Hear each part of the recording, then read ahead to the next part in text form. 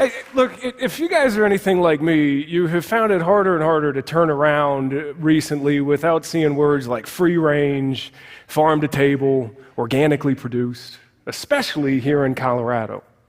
Now, as we've become more conscientious of the way that we eat in recent years, these once unfamiliar words have worked their way into our daily lexicon. When we started to pay more attention to the way that the food we were eating interacted with our bodies and with the earth, the food industry had to listen. And the results have been really powerful. Now, those of you out there from states like Washington and Oregon, and of course, my fellow Coloradans, y'all know what I'm talking about. Because this is not, words like all natural and homegrown are not just being used in our diets. There's this whole new industry using this language now. You guys know, it's weed. An industry that taxed a sale of about $6 billion worth of product in 2016. So what if I were to propose to you that some of what you think you know about this legalized marijuana thing could be wrong? Listen, I get it. Talking about issues with legal weed is a pretty quick way to get uninvited from the cool kids table. I know that better than most, but I intend to do it anyway. First, before I get started, let me be perfectly clear about one thing. My fight is not against the casual adult use of marijuana. I don't care about that. What I care deeply about is this new industry that is working to convince us that we are consuming something natural while fixing social ills when we aren't. So let's start with a little bit of Weed 101. Cannabis is a plant that grows naturally and has been used within textiles and even traditional Chinese medicine for thousands of years. Genesis 1:12 even tells us that I have given you all of the seed-bearing plants and herbs to use. It's the microphone. It's got a TV preacher sort of thing. Now, cannabis is made up of hundreds of different chemicals, but two of those chemicals are by far the most interesting. That's CBD and THC. So CBD is where almost all of the medicinal properties lie. It's an incredibly fascinating part of the plant with real potential to help people. It also is totally non-intoxicating. You could take a bath in the stuff while vaping pure CBD and drinking a CBD smoothie, and you still couldn't get high. I've tried. I haven't. That cost a lot of money. Now, for as interesting and remarkable a part of the plant as CBD is, it actually makes up a really tiny portion of the commercial market. The real money is being made in that other chemical, in THC. So THC is the natural part of the plant that gets you high. And before the 1970s, cannabis contained less than 0.5% of THC. That's what's naturally occurring. Over the last 40 years, as we became better gardeners, that percentage of THC started to slowly but steadily rise. Until recently, when the chemists started to get involved. So these guys moved these guys moved cultivation exclusively indoors, and they made grow cycles extremely and unnaturally short. They also started to use pesticides and fertilizers in some ways that we should be concerned with. In fact, I was recently talking to a buddy who had just left a job at a commercial grow operation because he was so concerned with the chemicals that he was being asked to interact with. Some of his fellow employees were actually encouraged to wear hazmat suits while they were spraying their chemical cocktails on the plants. With that kind of manipulation, the products that are being sold today can contain above 30% THC. And our concentrates can actually contain above 95% THC, a far cry from the natural plant. Listen, this isn't your grandpa's weed. This isn't your dad's weed. Like this isn't even my weed. If you've ever set foot inside one of the thousands of dispensaries that have sprung up in recent years, you know that what we're really selling in them is THC. All of the weed that you buy commercially lists exactly how much THC it contains, as do our other much more popular products like vape pens, coffee, ice cream, condiments, granola, gum, candy, baked goods, suppositories, and of course, lube. Pretty much, no, for real. Pretty much anything that you can imagine introducing into the human body. The vast majority of cannabis that's being sold today, it isn't really cannabis. It's THC in either a pure form or in an extremely high and unnatural concentration. To say that we have legalized weed is subtly misleading. We have commercialized THC. And it's happened really quickly.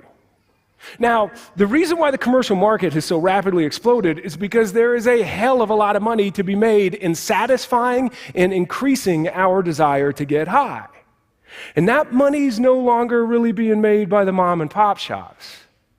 So industry groups and corporations, groups like the Drug Policy Alliance, the Marijuana Policy Project, ArcView Investment, the Cannabis Industry Association, they've chased out and helped to chase out a lot of the small-time growers. So these cats know that the best way to get us to continue to profit off of us is if they follow the alcohol industry's 80-20 rule. That's simple. It's where 80% of the product is consumed by 20% of the consumers, the problemed users. The wealthy, white weed lobbyists, and seriously, they are almost all rich white men. They know that we will consume more of what they're selling if they jack up the potency. They also know that we are more than twice as likely to consume THC regularly if we earn under $20,000 a year than those who earn over $50,000 a year. In other words, the poorer you are, the more likely you are to spend your money on their products. And in this country, income and race are highly correlated. One of the reasons that we often hear cited for the legalization of marijuana is that it will help to stop the disproportionate incarceration rates among minorities, which is something everybody in this room should be extremely concerned with. Unfortunately, we don't have to look any further than arrest rates for juveniles here in Colorado to counter that argument.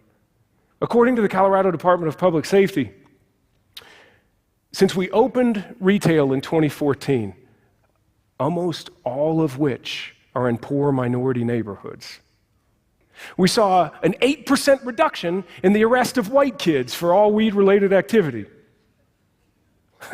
Good on them. During that same time period, there's a 29% increase in the arrest of Hispanic kids for weed-related activity and a 58% increase in the arrest of black kids for weed-related crimes. You guys heard that, right? We are actually arresting more people of color in Colorado than we were prior to commercialization. And you're not reading that in the Post. Colorado Department of Safety, legal marijuana coming into focus. Another big issue that we have is in school suspension rates. So schools that are predominantly white, that is, they have a minority population of 25% or fewer. In the first full year of data collection following commercialization, these schools had a grand total of 190 drug-related suspensions, almost all of which are for THC. At the same time, schools with a minority population of 75 to 100% had 801 drug-related suspensions, almost all of which were for THC. When discussing minority populations, one that unfortunately often gets left out of the conversation is the LGBTQ community. Now, members of this community are more than twice as likely to consume THC than those who identify as heterosexual or cisgender. They also, unfortunately, have higher rates of mental illness and suicide. According to a study published in 2014 called Going to Pot, we see that the unnaturally high levels of THC found in today's products, they actually compound those issues and make them worse. Unfortunately, that seems to matter very little to the folks who are selling these products because, as you just saw, clearly this is a good consumer base. Listen, man, I get it. In many circles, legalized marijuana is just too much of a sacred cow to question. But we need to start this conversation because what's being sold today is not natural, and lobbyists in industry are using social justice as a smokescreen so that they can get richer. It's been my own journey to sobriety that led me to begin questioning a lot of what I was seeing. That's kind of one of the things that we're taught to do. When I left Boulder for the Washington, D.C. area at 12 years old, man, I was transported into a world where the kind of shoes that you wore mattered more than just about anything else. And my family was just too poor to help me play that game. So I was faced with a pretty real crisis of identity. In this new scene where there's more blacktop than treetops, man, I just didn't know who I was. So I smoked weed for the first time when I was 13, and I loved it. I instantly found this social group, and I also just really liked being high. Like, I finally found a way to shut this up. I quickly turned to other drugs and alcohol, and something just woke up inside of my brain. I was a daily user within a couple of months. So my addictive use, it mirrors many of the stories that I'm sure you've heard before. It started out as fun, it got scary, and then it was just necessary. Enough said. I got wasted for the last time on June 15th of 1996. And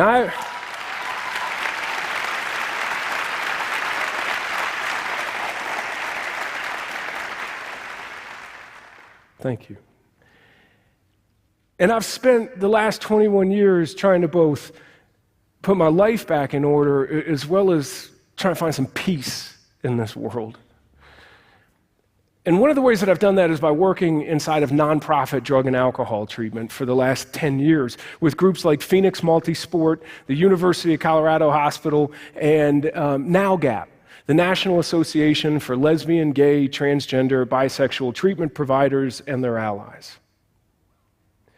Even after all of my work on the front lines, and as a former consumer myself, I was shocked and pissed when I started to see what commercialization was doing to cannabis, because you see, our hope for something pure and natural is making it hard for us to see what's really going on. And that is that the rich are getting richer on the backs of the poor and lying to our faces the entire time. Thank you. My friends, once again, I fear that we are allowing industry to take advantage of the most challenged among us in order to turn a profit, much like we saw with tobacco and food in years past. So when we told the food industry that we understood the impact our choices were having and that we demanded better for ourselves and our families, that industry got into line. So is there any reason why we couldn't demand the same thing from this and from future industries who are trying to get a piece of our paychecks? What if we made these guys answer some hard questions? What if we held them to a higher standard than we are right now? Because as it stands, for many in our community, the grass isn't greener on this side of commercialization. They've just been sold a bag of goods. Thank you.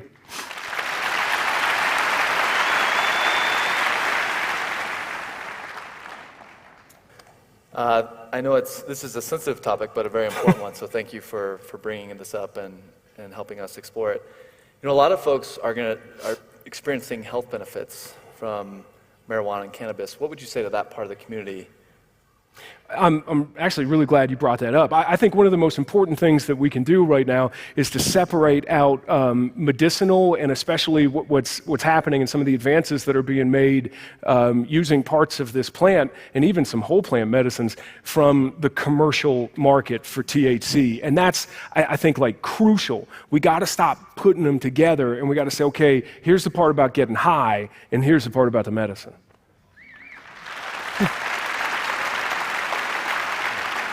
So, I mean, So it sounds like your talk's less about being anti-cannabis and more about raising awareness about aspects of commercialization.